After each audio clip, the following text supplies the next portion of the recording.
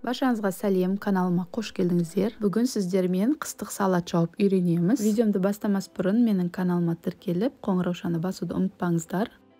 Салатымызға тәтті бұрыш, ащы бұрыш, чеснок, қызанақ, сәбіз, алма және укроп, қант, тұз, сұйық май қажет.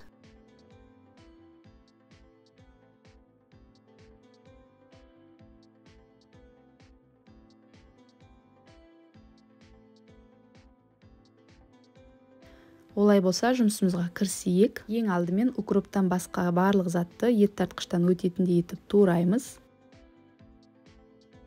Енді укроптан басқа барлық туралған затты ет тартқыштан өткіземіз.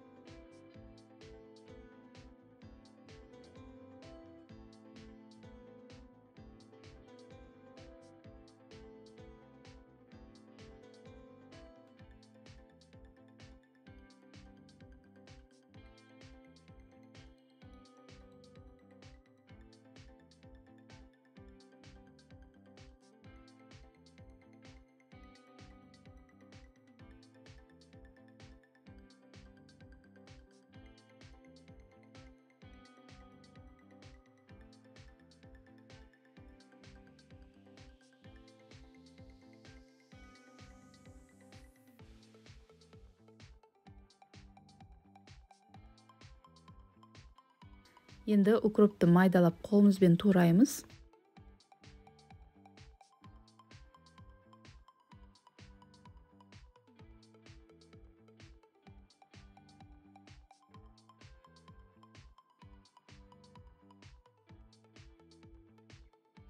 Барлығын ет тартқыштан өткізгеннен кейін үстіне дәмдеуіштерін салып, жақсылап араластырып, қатты отқа көбігі шыққанша қоямыз.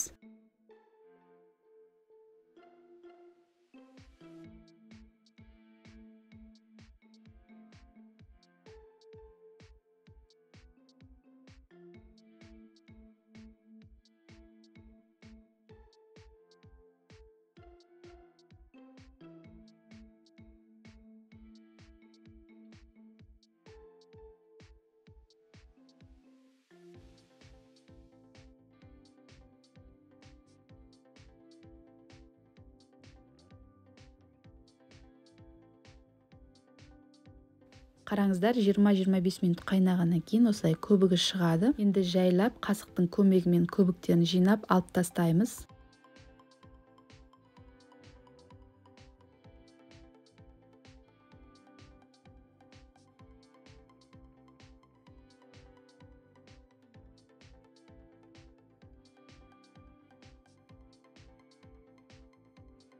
Көбігін алғаннан кейін жақсылап араластырып, қазанның қақпағын жабамыз. Тағы бір қайнағаннан кейін және көбігі шығады. Көбігін жинап алып тастаймыз. Тура осылай 2-3 рет қайнатып, көбігін жинап тазартып алыңыздар.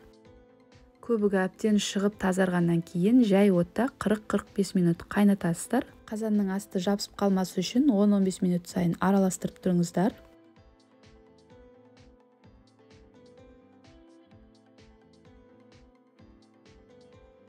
Салатымыздың пісуіне 15-20 минут қалғанда үстіне укроп салып, жақсылап араластырамыз.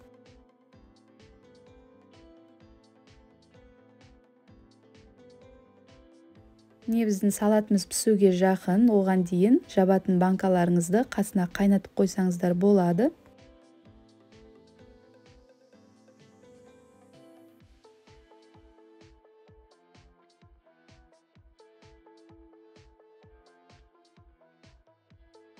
Салатымыз пісті, енді банкаларға құйып жабамыз.